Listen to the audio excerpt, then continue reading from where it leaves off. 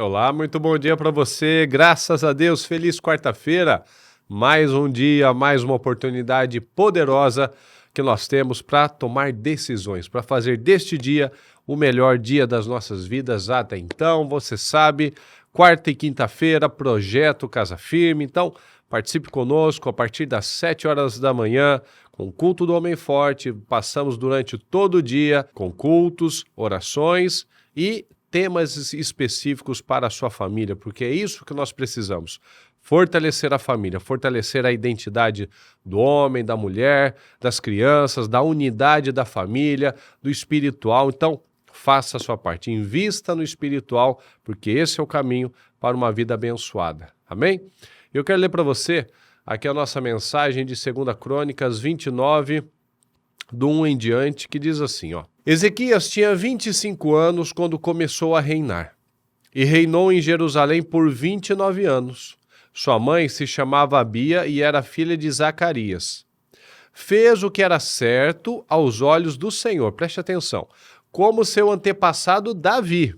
Veja que ele não falou do pai dele, ele falou de Davi. Logo no primeiro mês do primeiro ano de seu reinado, Ezequias reabriu as portas do templo do Senhor e as consertou. Meus filhos, não sejam mais negligentes quanto a seus deveres. Começaram o trabalho no primeiro dia do primeiro mês. Veja que ele começou aqui, ó, no primeiro dia e no versículo anterior, no primeiro mês do primeiro ano. Então, assim, não perdeu tempo. Então, olha só.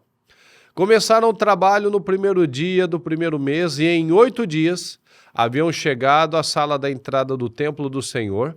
Depois levaram 8 dias para purificar o templo do Senhor, de modo que todo o trabalho foi completado em 16 dias. Assim, o templo do Senhor foi restaurado para o culto. Ezequias e todo o povo se alegraram com o que Deus havia feito pelo povo, pois tudo foi realizado sem demora. Então veja que Ezequias não perdeu tempo.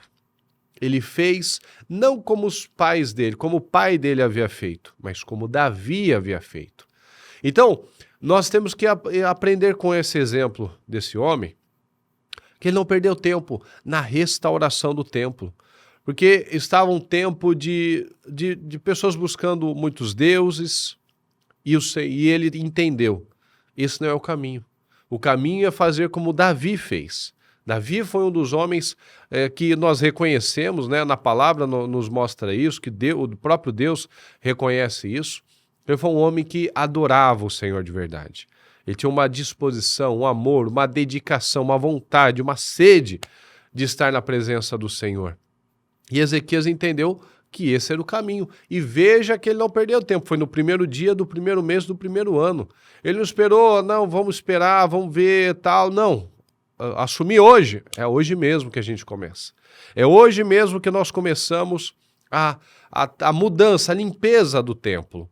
A limpeza da parte espiritual. Então o povo estava naquela situação complicada, né? Devido à idolatria, devido a esse afastamento dos caminhos de Deus. E ele não seguiu os passos, né, do seu pai, mas os passos da adoração de Davi. Então ele seguiu os passos de quem realmente foi um exemplo de fé, uma conduta espiritual. Apesar de nós sabermos que Davi teve diversos erros, nós vemos que o seu coração era perfeito diante do Senhor. Então, o que é esse templo? Né? Pode ser a própria igreja, né? Não deixar ela de qualquer maneira, mas nós somos o templo do Espírito Santo, né? A sua casa é um templo do Espírito Santo.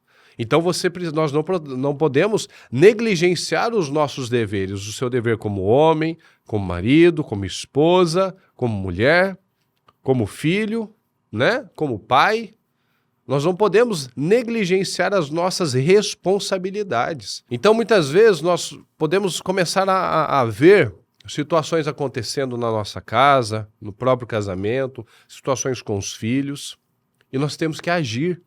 Nós não podemos olhar para aquela situação e simplesmente ficar contemplando a desgraça, esperando que as coisas vão se resolver de forma automática. Elas não vão. Nós precisamos tomar decisões para que as coisas sejam revertidas. Então, para a restauração desse templo é aquilo que vai nos conduzir a uma vida abundante que o Senhor nos promete. Então, é a cura física, é a cura emocional, é a cura na família, é a mudança desse casamento, a mudança dessa vida financeira. Então, nós precisamos reparar as portas. Porque o que o Senhor Jesus nos ensina? Busque em primeiro lugar o reino de Deus e a sua justiça, e todas as demais coisas serão acrescentadas. Então, nós não podemos negligenciar a parte mais importante, que é a parte espiritual. Então, nós vemos aqui a importância que em 16 dias, certamente estava já há muitos anos, aquela bagunça, o templo fechado, sujeira, idolatria. Em 16 dias, ele mudou a cara do templo. Ele limpou o templo, preparou, consagrou para que voltasse a ser realizados os cultos. Então, guarde isso.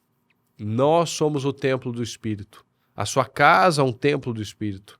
Será que ali habita o Espírito Santo ou está uma sujeira, uma bagunça? Será que aí em você tem a presença do Espírito Santo? Ou talvez esteja uma bagunça, uma sujeira também? Então, seja rápido. Repare o templo. Acerte as suas diferenças com sua esposa, com seu marido.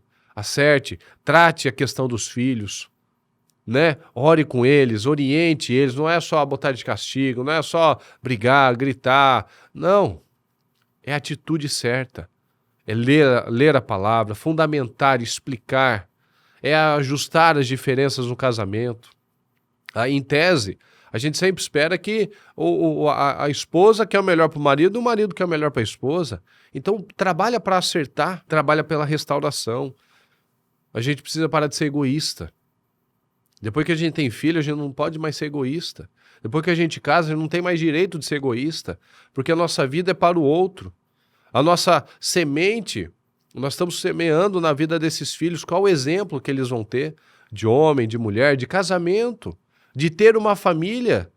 Será que é tudo uma bagunça? Eles querem ficar mais longe, mais com os amigos da escola, mais na internet, no videogame, do que realmente com a sua família? Então, tem coisas muito erradas que às vezes a gente está olhando e não está prestando atenção.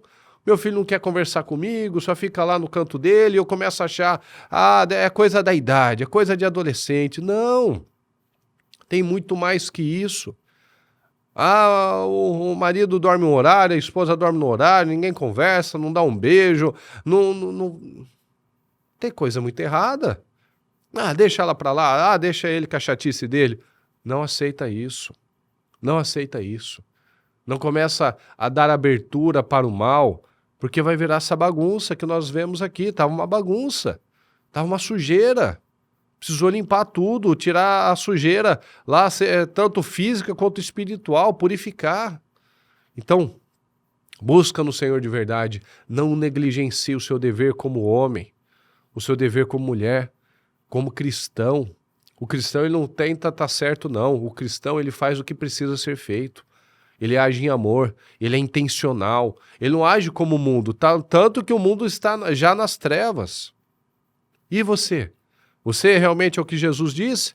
Você é a luz? Você é o sal? Você se destaca? Você faz a diferença?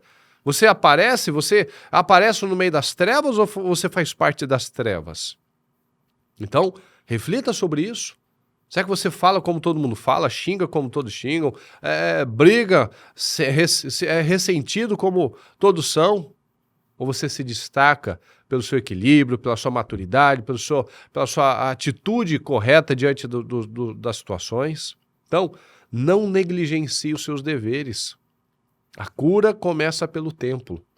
O templo, seja você, seja a sua casa, porque que adianta você ter aí conquistar tudo, como diz na palavra, conquistar o mundo inteiro, mas não ter saúde, conquistar muitas riquezas, sucesso aqui fora, mas dentro da sua casa você é um fracassado, ninguém respeita, ninguém está quieto com você, sua presença pesa. Não, trabalha por isso, não ache que já passou de hora, não ache que é muito longo o processo, não, passe pelo que tem que passar. Enquanto a vida é esperança, faça a sua parte em nome de Jesus. Amém? Vamos orar neste momento. Deus Todo-Poderoso, estamos aqui na sua presença e mais uma vez nós te agradecemos pela vida, pelas oportunidades, por tudo que o Senhor tem feito por nós, Senhor, que muitas vezes nós nem enxergamos tantas bênçãos, a bênção de estar aqui, de termos vida, saúde, oportunidade, disposição, de tomar decisões corretas, de falar o que é certo, de agir com intencionalidade, de fazer a sua vontade. Então eu peço que o Senhor nos ajude, que o Senhor abra as mentes, que o Senhor fortaleça, meu Pai, aqueles que podem estar abatidos, abalados, mas que viemos a pegar esse exemplo, Senhor, de Ezequias, de não negligenciar os nossos deveres. Ele era o rei, ele era a liderança, então ele tomou a frente, ele seguiu os passos de Davi. Então cada um de nós tem responsabilidades.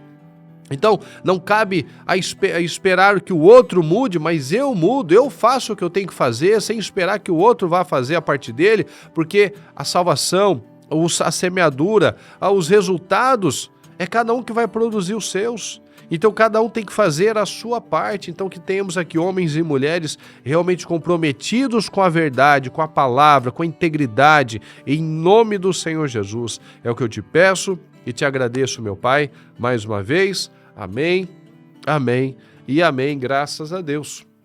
Que você tenha um dia abençoado, um dia poderoso, em nome de Jesus. E se o Senhor não voltar hoje, até amanhã.